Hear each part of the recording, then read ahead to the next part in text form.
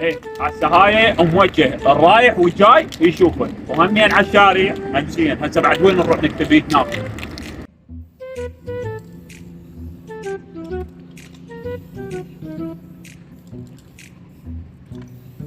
ايه هناها موجهه وعدوه. بعد هواي كتبنا اليوم، خل اروح اشوف لو ركن من هناك يكون معدل وسياج نظيف نكتب عليه ونروح. ايه اعتقد ذاك السياج مناسب ومعدل، خل اروح. إيه هذا المكان مناسب.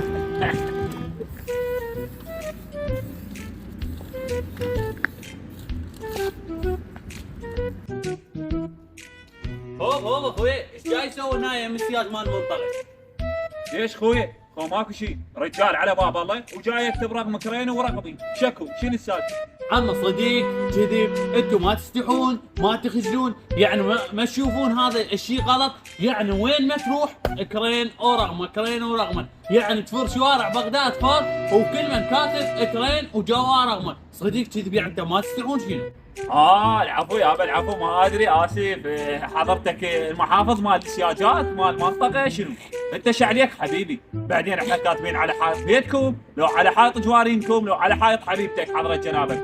حوائط او سياجات العفو تايهه وجاي نكتب عليها ارقامنا، يعني شنو السبب؟ يعني شنو الموضوع؟ شنو غاثك بالموضوع حبيبي؟ فهمني وحده وحده. لا اخوي انا ما قاتني شيء، بس يعني هاي الشوارع احنا المفروض نعتني بيها، مو نكتب ارقام كرين وما اعرف شنو، يعني انت تتوقع انا ذاك اليوم جاي من البصره لبغداد وشفت لي السياره مقلوبه، يعني استوى مقلوبه، يعني احتمال خطيره راعيه، بعد ما واصل للمستشفى جاي ابو الكرين ويكتب عليها كرين وجوا رقمه، يعني مو جزعتونا لا شوارع لا سياجات لا صبات لا ما اعرف شنو، وين ما تروح كرين وجوا رقمه، يعني انتم شنو ما تستحون؟ الله شاهد ملينا من يمكم كلش تعبنا. اخوي رحمه الوالدين، انت هسه انا من اكتب على هاي الحيطان المهجوره، انت ما لك اي حق علي، انت يحق لك الا بذاك اليوم انا من نلزم هاي السدريه مالتي واكتب على حائط بيتكم، بذاك الوقت انت لك الحق والصلاحيه تضربني، تاخذ لك رشدي، تاخذ لك شلاق، تاخذ لك دفره وبما يعجبك،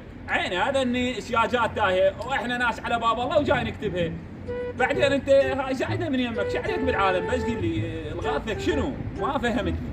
لا اخوي اعرف هذا السياج، لا سياجي ولا سياجك، بس هذا سياج الدوله، يعني انت ايش تتوقع من اليوم يجي واحد خارج العراق او مسافر يعني للعراق ويشوف هيك كرينات وارقام وما اعرف شنو على الصبات وعلى الشوارع وعلى السيارات المهجوره، يعني شي يقول؟ هم كان ما يشوف علم العراق مرسوم او ورده او شي حلو مرسوم على السياجات، مو جاي انت وتكتب لي كرين كرين كرين كرين حفاره ما اعرف شنو، صديق كذب على باب الله على عيني وعلى راسي، اكو ارقام وتقدر تنطيه واحد يعرف للثاني، بس مو وجه انت تارس بغداد ترس والطرق كلها كرين ما كرين، صديق كذي. يلا يا الاستاذ، يلا يا المدير، قريت لك جريده كامله علي، صدق كذي. هسه تلوم رايح منطي درس للتلاميذ احسن ما راطن علي بقيت هذا الحكي اللي حكيته لي. يابا صار معلوم وعلى راسه حكيك وتدللوا بخدمتك، وطبعا هذا كلامك صحيح، لازم احنا نشوف لنا جروب او نشوف لنا شيء معين او خاص بينا ونكتب عليه. فارجو المعذره، انا شو نسوي بعد؟ مشكور رحم الله والديك حبيبي، نصيحتك على عيني وعلى راسي تدلل، وهاي همين الك هم راح امسحها وبخدمتك بعد، ايش رايك؟